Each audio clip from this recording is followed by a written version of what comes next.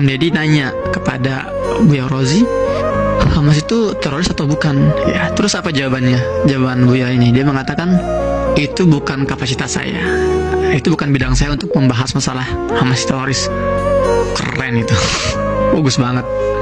Nah, lebih bagus lagi kalau sebetulnya dari awal ketika dihubungi oleh Om Deddy, Ustadz, Buya Rozi, ini saya mau buat konten ini tentang Hamas, kira-kira bisa hadir gak?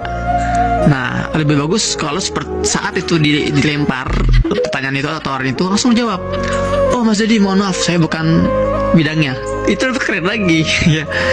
Jadi saya tahu beliau orang berilmu, ya. Buya Rozi orang berilmu, ya, lulusan luar negeri juga kan, dan memang ilmuannya luas. Tapi kadang kan ya kita harus berani mengatakan, oh tidak tahu, ya, atau ini bukan bidang saya. Seperti tadi sampaikan ketika ditanya apakah Hamas itu teroris, sampaikan itu bukan bidang saya, bagus. Tapi harusnya itu menurut saya ya alangkah bijaknya kalau dari awal itu yang disampaikan ketika diberikan tawaran untuk membahas masalah Hamas, sampaikan dari awal, oh itu bukan bidang saya. Ada yang lebih capable, ada yang lebih paham masalah itu. Apalagi kan Bang Deddy kan, ya Om Deddy ini kan banyak sekali kan relasinya, ya, para pengamat tentang Timur Tengah atau sejarawan paling tidak, ya paling tidak kira sejarawan lah. Karena kalau yang ditanya itu bukan di bidangnya, sama-sama aja Om Deddy juga bisa aja cari di referensi yang tersedia tentang Hamas, tentang perkembangannya, ntar sampaikan di podcastnya gitu kan, solo gitu loh, ya, monolog gitu, bukan dialog, bisa aja gitu loh. Sama aja kayak misalnya Om Deddy ini nanya ke tetangganya yang tukang sayur misalnya kan, Pak, Bapak jual sayur ya? Oh iya Pak, datang ke podcast saya untuk bahas masalah Hamas. Nah kan itu bukan bidangnya, tukang sayur itu, ya, kalau bahas masalah kol atau timun, mungkin tukang sayur mantap itu gitu kan. Nah jadi ketika pembahasan ini dibahas oleh orang yang bukan bidangnya, akan banyak blunder ya, terutama ya Buya Rozi, ya mohon maaf ini ya, kan Buya Rozi pernah dalam video yang pernah saya respon juga, ya, Buya Rozi kan sempat mengatakan bahwa gerakan HI ini membolehkan membunuh orang yang tidak seideologi dengan mereka. Itu kan, itu ada jejak digitalnya, dan saya sudah tonton video fullnya dan saya sudah komentari juga. Harusnya alangkah bijaknya Buya Rozi ini klarifikasi dulu masalah itu, jangan membuka statement lain, ya, sebelum itu dikelirkan dulu. Ketika mengatakan bahwa gerakan HI ini memperbolehkan membunuh siapapun yang berselisih ideologi dengannya, itu dikelirkan dulu, ya. Kalau emang benar, sampaikan buktinya.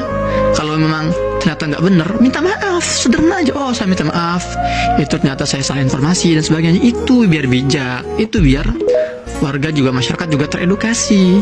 Kalau saya punya buktinya, kalau misalnya mereka tuh nggak seperti itu.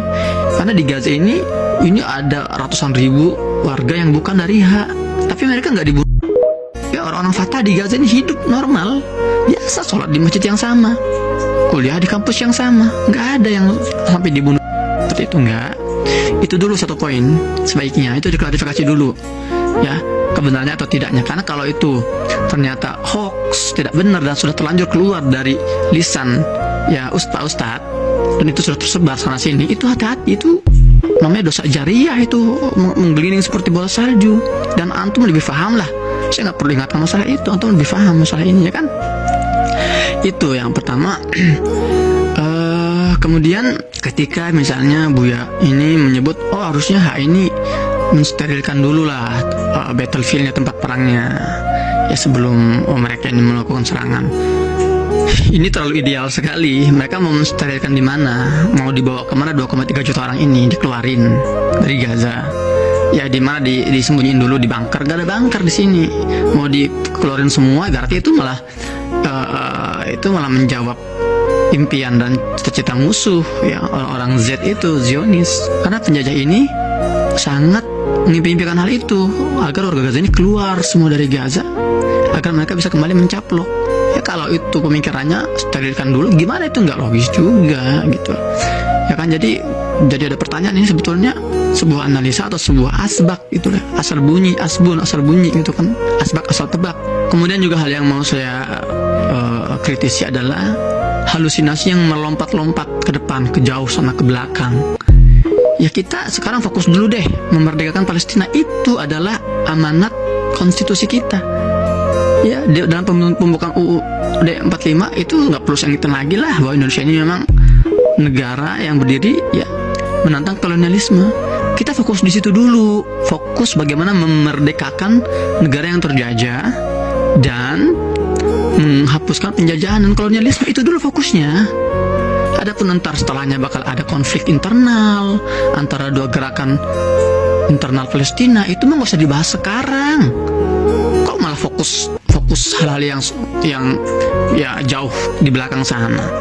Sementara kita malah buyar fokus perjuangan kita membebaskan Palestina.